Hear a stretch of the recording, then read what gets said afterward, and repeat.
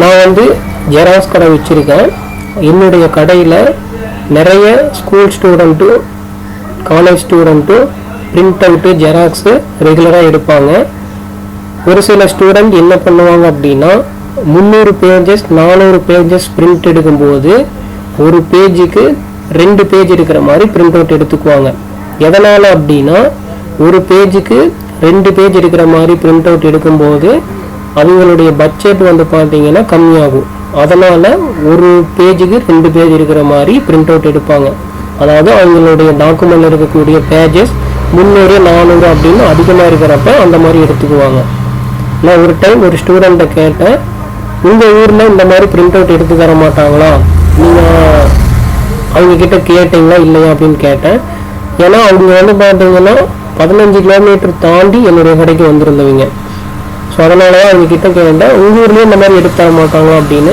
அவங்க என்ன சொன்னாங்கன்னா, இல்லை எங்கள் ஊரில் வந்து கடை இருக்குது, ஆனால் இந்த மாதிரி ஒரு பேஜுக்கு 2 பேஜ் இருக்கிற மாதிரி எடுத்து தர மாட்டேன்னு சொல்லிட்டாங்க அப்படின்னு சொன்னாங்க.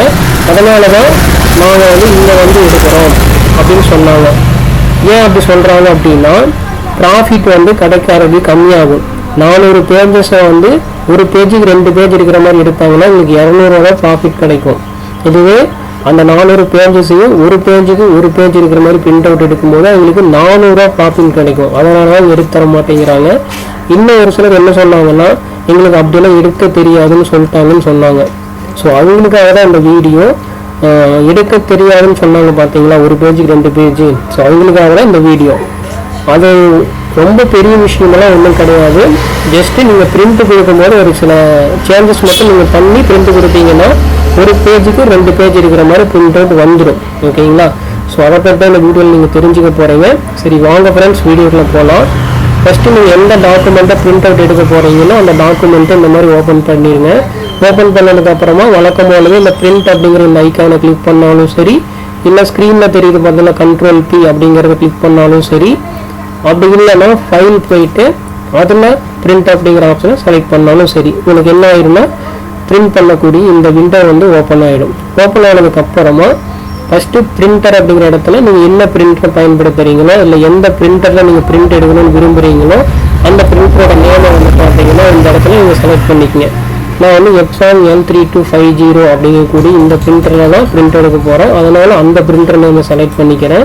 செலக்ட் பண்ணதுக்கப்புறமா கீழே எவ்வளோ காப்பீஸ் கேட்டிருப்பாங்க. நீங்கள் ஒரு காப்பின்னா 1 அப்படிங்கிறத செலக்ட் பண்ணிக்கங்க.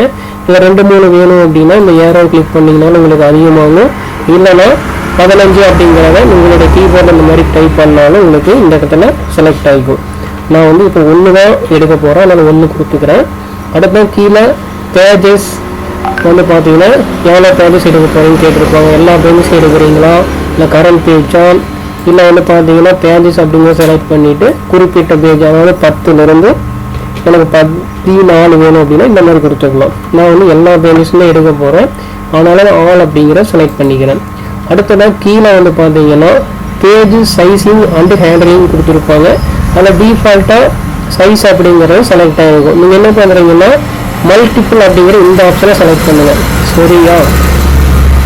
அப்படி செலக்ட் பண்ணிங்க அப்படின்னா உங்களுக்கு கீழே இந்த மாதிரி ஒரு விண்டோ ஓப்பன் ஆகும். அதாவது கஸ்டம் கிடக்க 2 பைக் அப்புறம் 1 அப்படிங்கிறது இந்த செட்டிங்ஸ் தான் நம்ம வந்து பார்த்தீங்கன்னா கொடுக்கணும். டிஃபால்ட்டாக நீங்கள் மல்டிபிள் அப்படிங்கிறத செலக்ட் பண்ணாலே உங்களுக்கு என்ன ஆயிரும்னா இந்த இடத்துல 2 இந்த இடத்துல 1 வந்துடும்.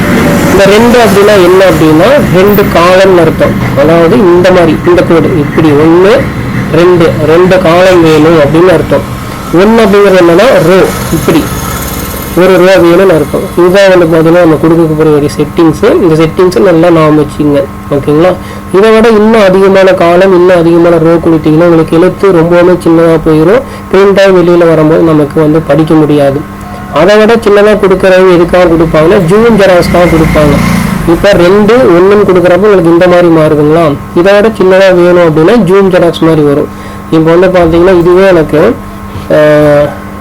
3 காலமாக வேணும். அதாவது இப்படி 1 2 3 காலமாக வேணும். ரோ வந்து எனக்கு 2 ரோ வேணும் அப்படின்னு கொடுக்குறேன். ஓகேங்களா? அப்போ என்ன ஆகுதுன்னா 1 2 3 மாறிடுச்சு.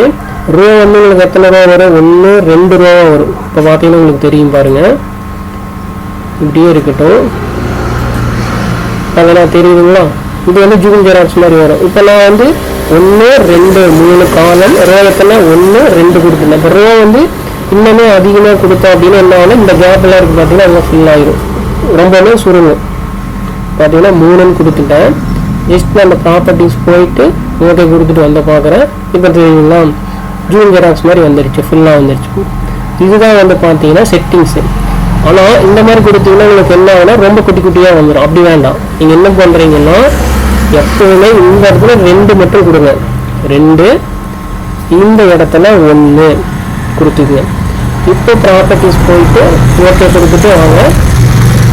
பார்த்தீங்கன்னா உங்களுக்கு போர்ட்ரைட்டில் இப்படி இருக்குது. ஸோ இந்த இடம் வந்து உங்களுக்கு இன்னமே இப்படி இருக்குன்னா போர்ட்ரைட்டில் கம்மல் இருக்குது. ஓகேங்களா, இது லேண்ட்ஸ்கேப்புக்கு மாற்றினீங்க அப்படின்னா உங்களுக்கு என்ன ஆகுன்னா அழகாக தெரியும். இந்த கேப்பெல்லாம் சுருங்கிட்டு உங்களுக்கு இப்படி மாறிடும். பார்த்தீங்கன்னா இப்போ சூப்பராக இருக்கும். பிரிண்ட் கொடுத்தீங்கன்னா நீட்டாக பார்க்குறதுக்கு அருமையாக இருக்கும். ஓகேங்களா, இந்த மாதிரி தான் ஃப்ரெண்ட்ஸ் ஒரு பேஜுக்கு 2 பேஜ் இருக்கிற மாதிரி நீங்கள் பிரிண்ட் அவுட் கொடுக்கணும். ஓகேங்களா,